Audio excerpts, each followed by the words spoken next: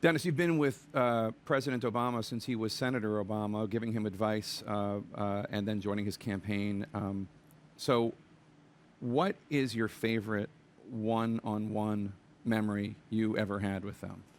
The beauty about my one-on-one memories, Jake, is that they'll stay that.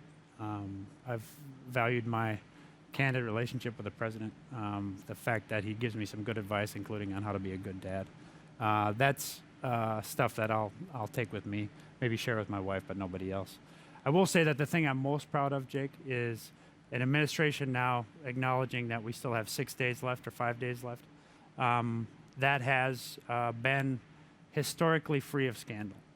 And I think that's important, not just because it underscores the president and his and the First Lady, Dr. Biden, Vice President Biden's view on how the government should run and how we should conduct ourselves, but it's also because we set out a White House that said the institutions have to work.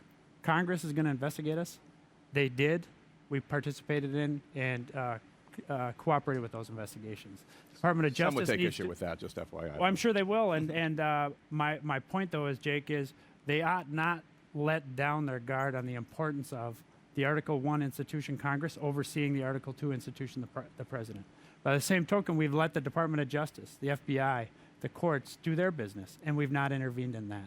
The independence and transparency of that process is very important to the functioning of this democracy.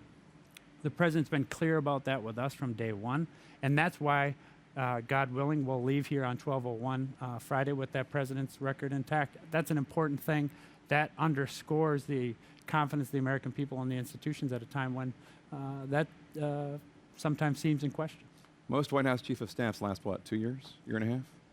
Well, there's been great ones. You know, Andy Card lasted 5.5 years. What, you were 4? Not yet. If I make it till Friday.